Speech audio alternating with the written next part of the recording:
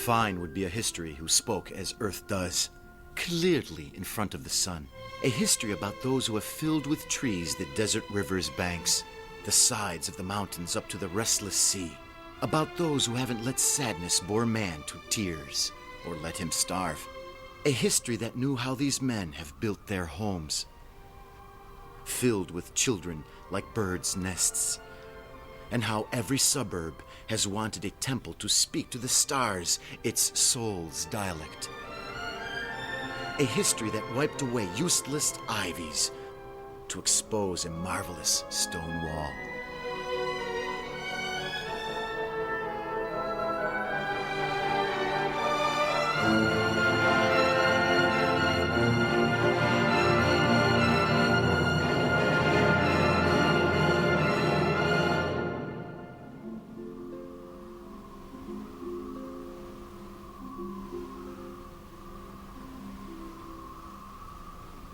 Yes, fine would be a history that talked about us and about our job. A history about our forerunners, the ones that have torn marble from the mountain's flanks, turning struggle and sweat for all those who have worked and cried here into perfect tools for the foremost monument of man's labor.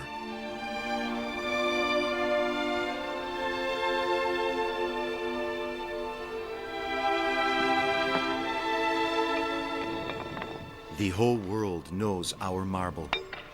White as pureness, hard as strength, malleable as gentleness. But very few are aware of the strength and bravery this unbelievably beautiful background costs to us quarrymen. These mountains that I admire now once were not this way. They have been transformed by the tireless work of strong and indomitable hands, by an intelligent industriousness that digs on these slopes in search of the whitest material to transport it in the whole world from 2,000 years and make it the rampart of civilization's Pacific works.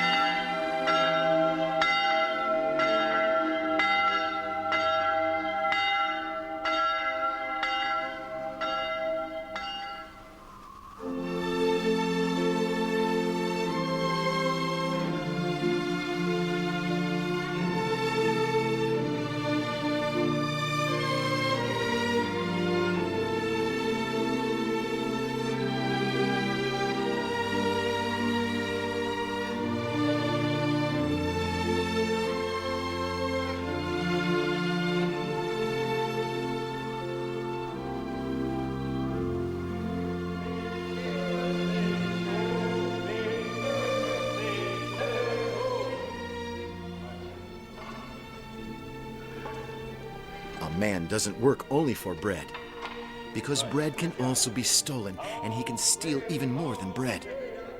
But he works because each and every one is as a wheel of life in the world's gear. You work to let everyone understand inside himself the importance of day and night, the cycle of the seasons, music, love, and the reasons of the universe. You work because our truthful words must have a great weight in the gathering of men.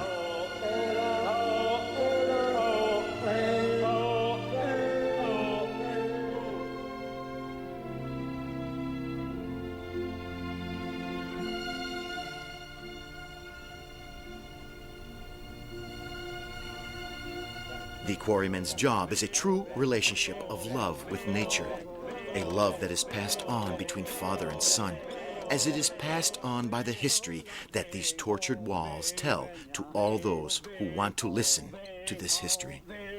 A history of freedom, of deprivations, of endless courage, lived day by day and not only for a piece of bread.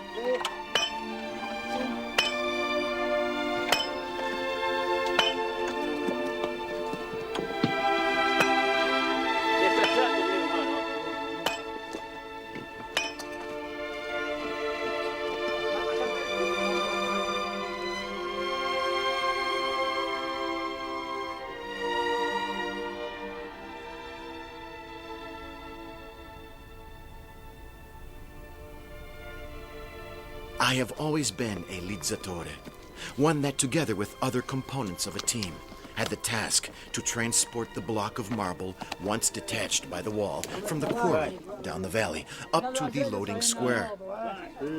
Vai, vai, vai sotto la braga. Vai sotto la braga, mira.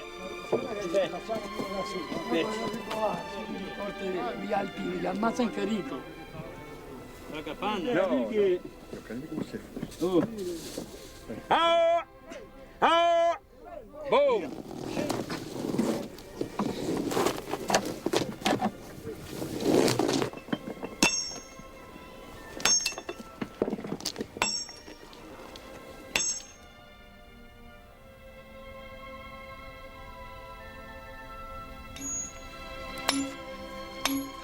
My father was a quarryman, as my grandfather was. But in a quarry, you can find groups of many jobs, and every one of them has a precise task and a particular name.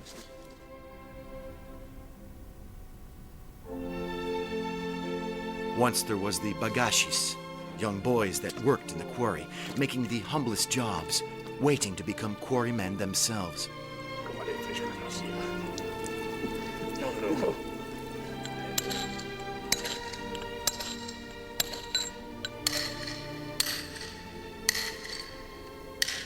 There was the quadratore, the one that rolled blocks of marble and squared them, giving them a fairly regular shape. With the help of his mighty hands, a hammer, and a chisel, you could recognize him from his eyes burnt by the shards of marble and by his hands that seemed iron tools.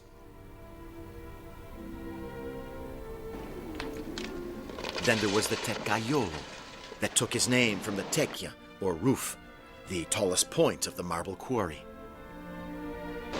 The teccaiolo was a kind of acrobat that hanged on a rope on the precipice, tested the rock, and prepared the holes for the small mines that were used to free the wall of the grizzoni, unusable tumble-down rocks that had to be eliminated.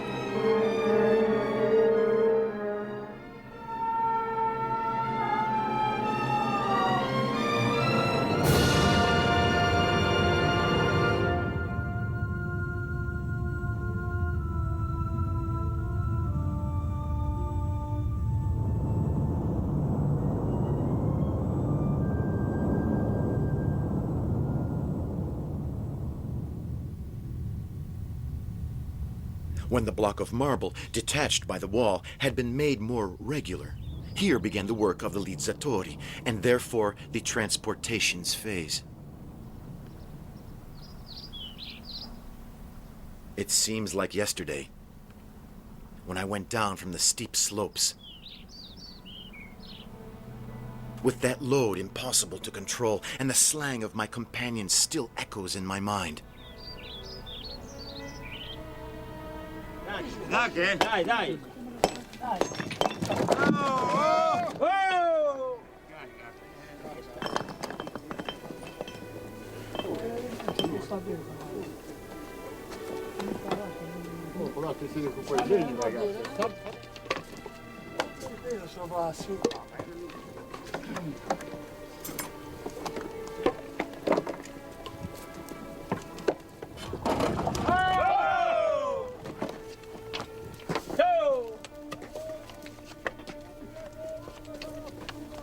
Va bene, mo se va avanti un metro. Molo.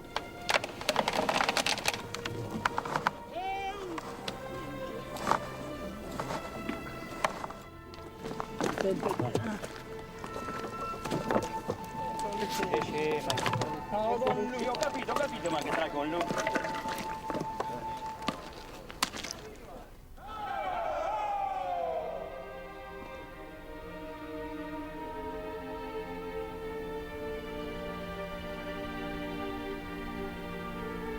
We, the lizzatori, lived in groups without masters, traveling from the difficult caves to the knoll.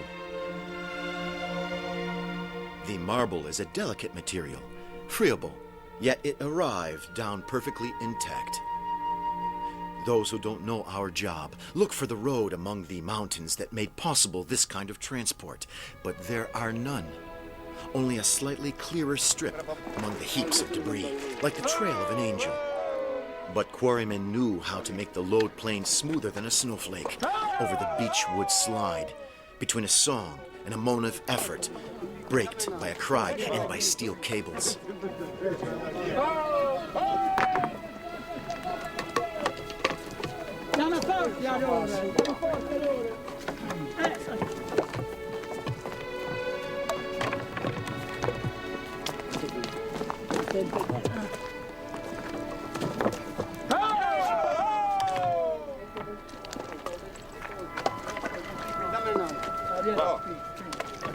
I'll tell you about this job of mine, because it's the only one I know, and because I still bring signs of it all over my body and soul.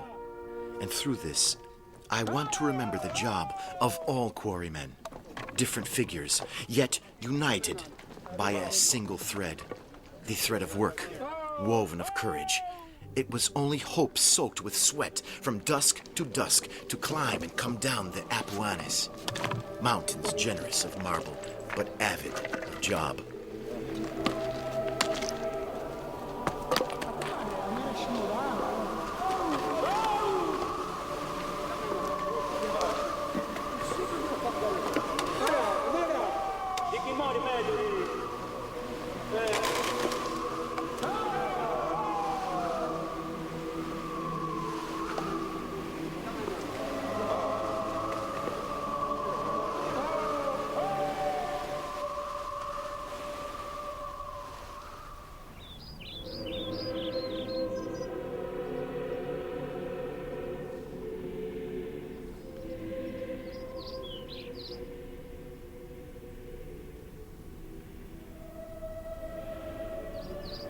The quarrymen's villages were all the same. Houses of stone castled on the mountains or protected by the bulwarks of enormous gullies. Severe houses disguised by the mountains. Poor homes without tinsels, as poor and without distractions were quarrymen's lives.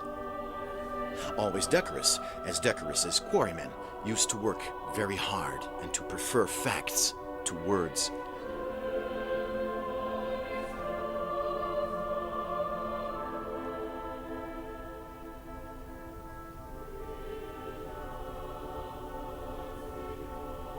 We left our villages by groups when it was still dark, walking at a rhythmic step, beaten out by our boots, in silence to save our breath.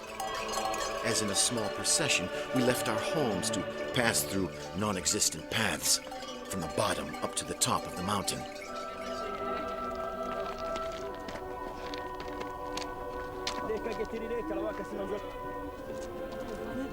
A march that could last 1, 2, up to 3 hours, according to the position in which was situated the quarry. A journey that was a job inside the job. This was our everyday's life that finished when night fell, we had done the same trek backwards, and we got home tired but happy for having escaped unharmed another day.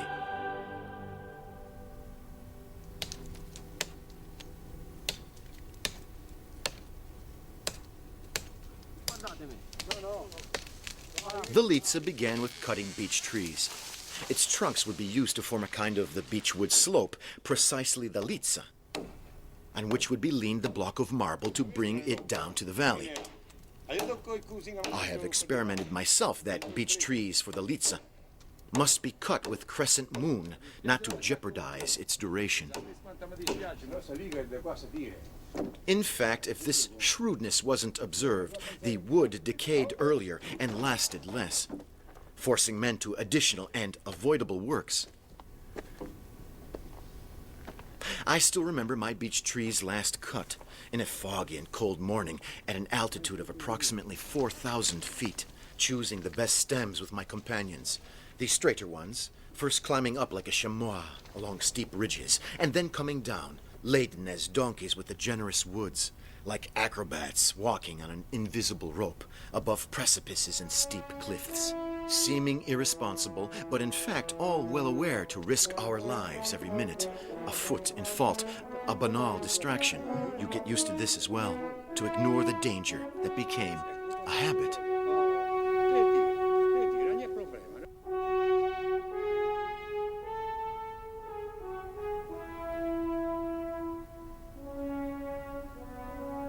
After the cut, the beech trees were squared and then put to season to form a resistant and sure sleigh we had to maneuver with the ability of pilots. The ropes, first made of hemp and then of iron, accompanied us from the utensil's hut up to the top of the slope, a heavy but essential burden in the job of the lizzatore.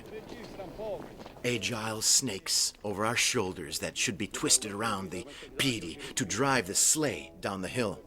A load over the load, even 140 kilograms for a 360 feet rope.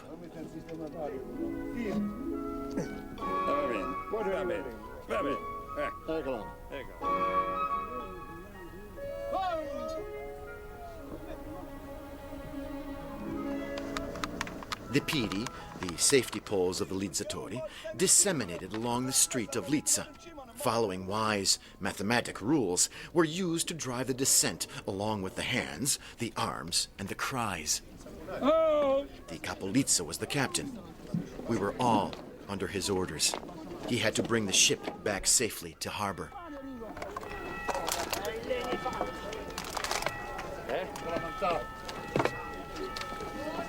Everyone was important.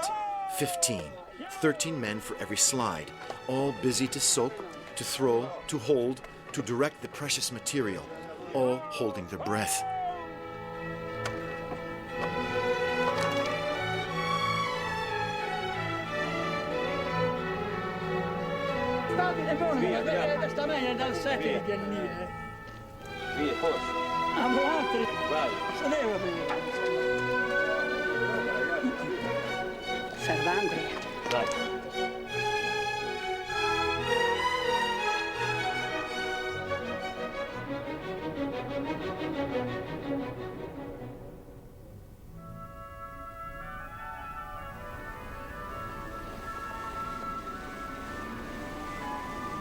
To extract marble from these mountains has never been easy.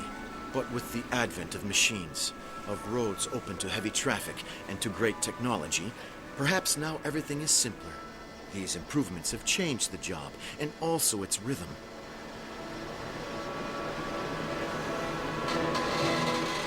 A lot of figures have been replaced by specific utensils, speeding up the time of extraction and transport.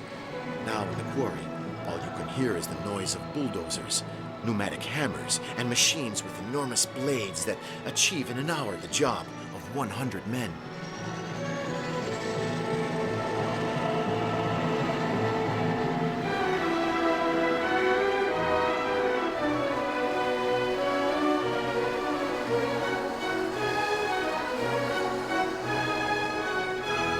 There's more noise, but everything is simpler. Quarries have lost some of their infernal circle halo. Mines don't howl anymore, tearing the mountain apart with the great dislodging of slabs, and powerful arms don't saw for days and days anymore. But the helicoid wire has represented the true revolution of the quarry's jobs.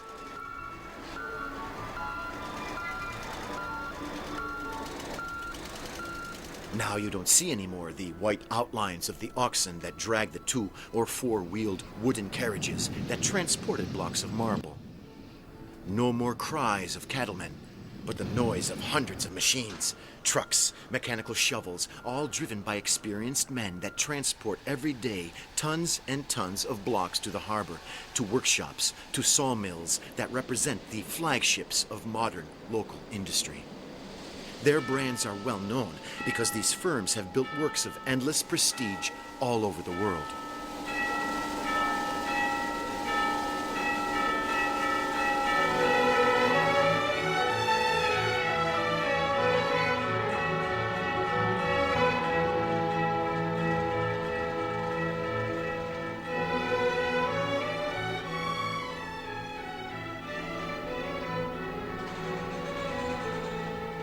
My son also works in a quarry. I look at him and I see someone so different from the men of my generation, but yet so similar. He is a mountain climber. He climbs walls for fun and for a living. Once he would have been a teccaiolo. Now I don't know.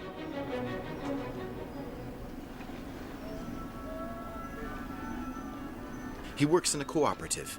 He doesn't have a boss and cleans marble faces from useless stuff. Today's experts call these jobs new jobs, but the truth is they are ancient as these mountains. Once in a while, I ask my son about today's job, and he tells me about the Giorgini's family, for which we have all worked for generations since 1860. He tells me about the joyous quarry, now owned by a cooperative of 90 people, all managers of their own job. They are happy. There's still plenty of marble. They're young, but they know their job. They don't eat wet bread and pour dishes in worn-out little pots anymore. They have canteens that seem hotels and chefs that cook especially for them. The bosses are now companions and friends, but I know that despite all of this, they are equal to us, men conscious to risk their lives every day. A distraction, a forgetfulness, and friendly technology can turn into your greatest enemy. Everyone with the five senses always on the alert to let job dignify life, not be the end of it.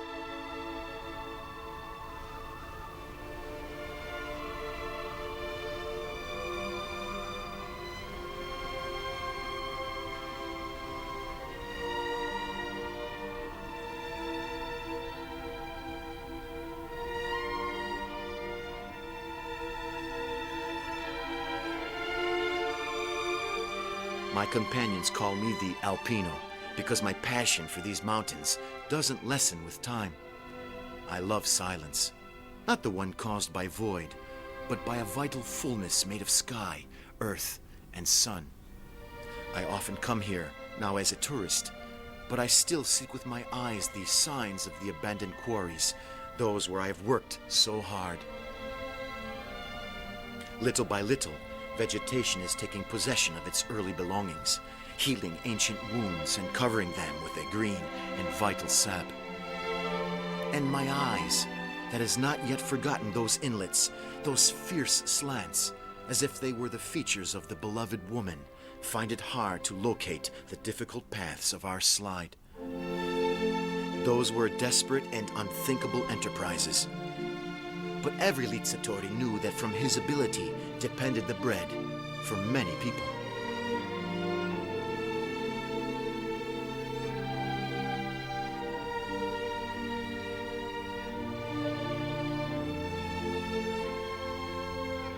So which is the meaning, the teaching, and the desire of all this work? To be free to express ourselves, to communicate our spiritual values to the entire world, pursued through the endless struggle amongst work, torment, and hope. It is because of it that today, now that the Lizzatura is only a memory, I have accepted to participate in the historical commemoration of this rudimentary means of transport. Now there are very few Lizzatori, or better, we are the last ones. But I am proud of my past, and I wish to tell my history to who has the patience to listen to it.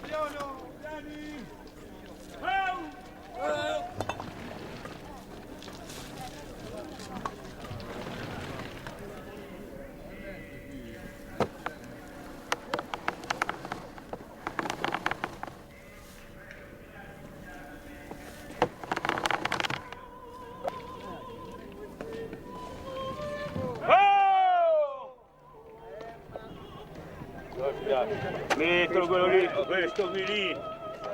Metto lì, sì, metto sì. Metto lì, che è quella grande. Devo dire. Lì. E andare a scala.